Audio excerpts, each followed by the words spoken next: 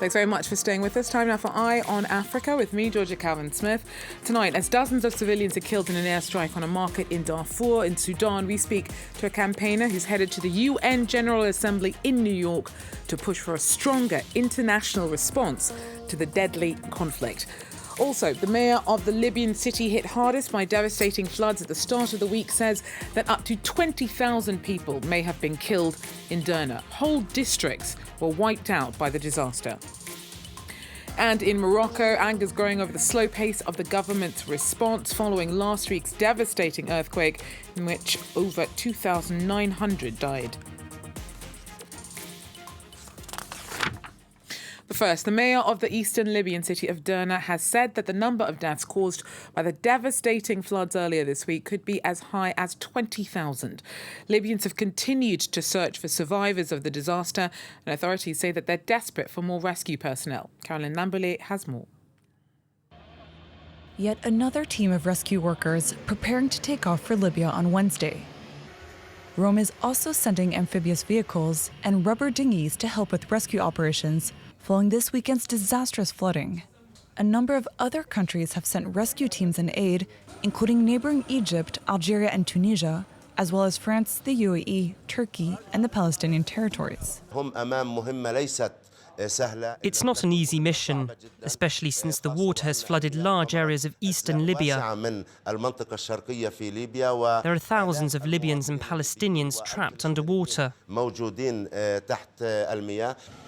Turkish rescue workers were already hard at work on Wednesday, searching through water and debris. But with many roads washed away by the floods, the authorities are struggling to get aid to areas that need it the most.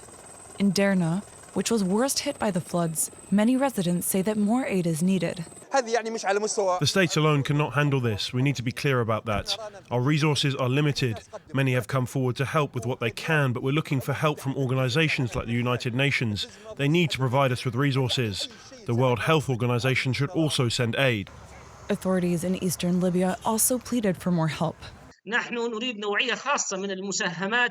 We are looking for a specific kind of international aid to tackle this crisis. We don't only need food, we need assistance for rescue operations and to identify bodies. The UK has announced a £1 million aid package, and the US is also sending emergency funds to relief organizations and coordinating with the Libyan authorities and the UN to provide additional support. Hopes of finding survivors of the earthquake that killed over 2,900 in Morocco are fading. The high Atlas Mountains were the worst hit, but some communities are still waiting for help there. In Marrakesh, anger is also growing over the slow pace of the government's response. Our team has more. Waiting for aid up in the high Atlas Mountains. The situation on the ground is dire. Residents are in need of food, shelter, and clothing after having lost everything. We suffered, and we're still sad. We have no food, nowhere good to sleep. Drone footage of the village of Duzru shows the extent of the damage caused by Saturday's quake. Very few structures remain standing, and many survivors remain traumatized by their ordeal.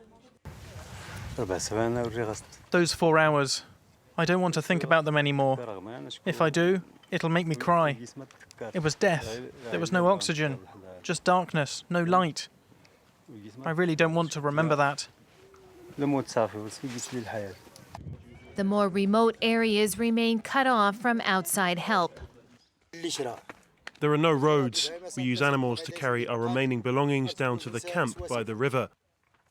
The Moroccan army is leading the relief efforts with assistance from aid groups, but given the scale of the disaster, the needs are immense. Makeshift field hospitals have been set up in some areas to treat the injured. Local volunteers have been arranging collections of needed goods and organizing deliveries to assist survivors. The government has given permission for international help from just 4 countries, Spain, the UK, the UAE, and Qatar, and they've been assisting rescue teams searching through the rubble, still hoping to find survivors. Well, the UN's envoy to Sudan has stepped down. Volker Perthes had been working from outside of the country, but had stayed on in his post despite being declared persona non grata by Khartoum in June. That followed his denunciation of possible crimes against humanity committed during the civil war that erupted in the country in April. Now, since then, at least 7,500 people have been killed in fighting between the army and the RSF paramilitary. Violence that's turned the capital into a battle zone, gutted infrastructure and the health system, forced more than 5 million from their homes, and taken on a brutal ethnic dimension in Darfur. On Wednesday, medics there said at least 40 people had been killed in an air raid.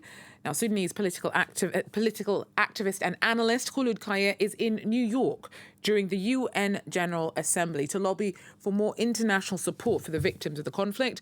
And earlier I asked her for her take on Perthes' exit. I very much hope that it will improve the ability of the United Nations to engage. The fact that Volker Perthes lost the confidence of one of the belligerent parties means that he wasn't able to execute his duties.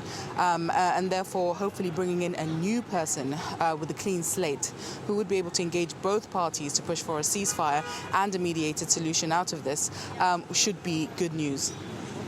Overall, how would you characterize the international response to the battling between the RSF and the army in Sudan?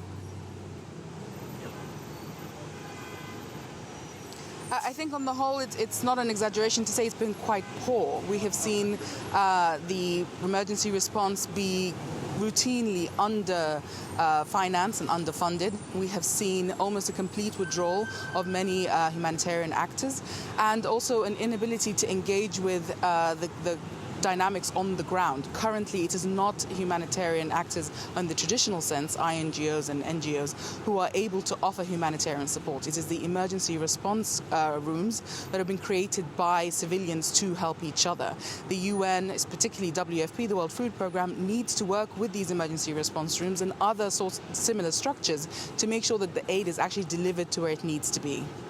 And in your estimation, where does it need to be? You know, I think a lot of the conversations that we've had are about the damage being done in Khartoum. We've also touched upon a bit of the ethnic elements of the conflict in Darfur. What is your understanding of how the conflict's being played out at the moment and where you think needs the most support at the moment? Well, the whole country, in effect, is going to become a very large humanitarian crisis zone. Right now, we're seeing much of the fighting concentrated in Khartoum and across the 5 states of Darfur.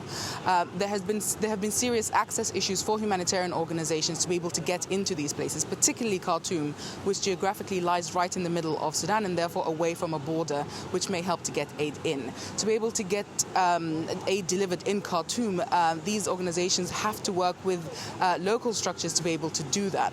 But effectively what we're seeing is an ethnicization of this conflict by both belligerent groups, the SAF and the RSF, which means that we may see civilians pick up arms and this really turning into a civil war rather than a conflict between two parts of the military infrastructure in Sudan.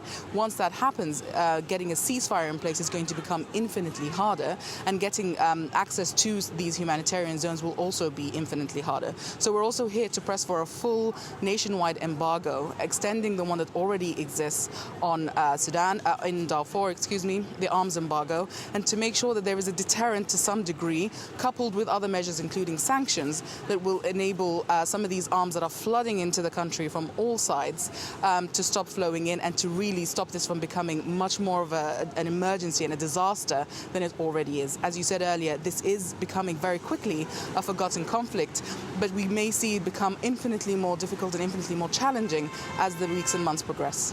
And do you have much faith that there may be some chance of securing a negotiated resolution to the conflict? So if you look at Sudan's history, there's been, first of all, a very long history of these kinds of conflicts between the central army and other groups, whether they're paramilitary groups or rebel groups. And in every instance there has been before, and there have been many, there has never been a conflict that has been resolved through a military victory. All have been resolved through a mediated settlement. And this conflict is unlikely to be very different from that. And so if we know that's roughly the historical trajectory of this conflict, effectively we're wasting time by allowing both either side to entertain a military victory when we know very well that there's very unlikely to be one. What this means is that the international community, rather than waiting for one side to get leverage or some kind of military advantage over the other, they should be seizing the opportunity to press upon both parties that they must put their weapons down and put leverage on the table, not just asks, not just demands, but real leverage, financial and otherwise, on the table to pressure them to go towards a mediated settlement as soon as possible. Because what we're seeing is that the impact on civilians is frankly apocalyptic. We're hearing large numbers of people, particularly women and children, facing malnutrition, facing famine, facing all sorts of human rights abuses and otherwise. What we also would like to see is a protection of civilians force. That is already part of the UNITAM's mandate, and therefore the ground is already laid for increased attention to this file, but we're not seeing any movement on that at all. Khulud Kaya there, speaking to me a little earlier on and giving us an illuminating dissection of the conflict in Sudan. Now, Wednesday marked a year since William Ruto became Kenya's 5th president. Since then, he's cultivated a global image as a champion of the environment and a crusader for the reform of global lending institutions. But at home, his image isn't quite as rosy. Livia Bizo brings us more from Nairobi. It's been a rollercoaster of a year for Kenya's President William Ruto. Throughout his election campaign, he promised to revive the economy and make life easier for the country's poorest. He became known as a hustler-in-chief and talked a lot about his humble beginnings, selling chickens by the roadside, for example. But since coming to power, he's increased taxes and prices have soared. And as a result, many Kenyans are struggling to make ends meet. In July, he introduced a finance bill into law, and that bill introduced even more taxes. Many oppose that act. They say that it was unconstitutional and are trying to block it in the courts. Now, the head of the opposition, Raila Odinga, has, of course, been hugely critical of William Ruto and his policies. In March, he called on Kenyans to take to the streets, but those demonstrations quickly turned violent. In the 5 months of protests, around 30 Kenyans were killed. But it's not all gloom and doom. Ruto has brought some good to the country. His supporters, for example, say that he's improved access to internet and that he's really pushed for more digitalization. And while his reputation in Kenya may have suffered over the past year, on the global scene, he's seen as a key figure. Just last week, he hosted the Africa Climate Summit, where he was able to put forward the country's climate agenda, which centres around renewable energy. He's also seen as a dependable partner by Western nations, and he's taken a strong stand, for example, against Russia's invasion of Ukraine. Now, a local survey published on Wednesday shows that 49% of Kenyans are confident that the country is headed in the right direction, and that only 36% of the population are very concerned about the country's future. That breakdown there from Olivia Bizo in Nairobi. That is, though, all we have time for Eye on Africa. Thanks very much for joining us. Do so again. Take care.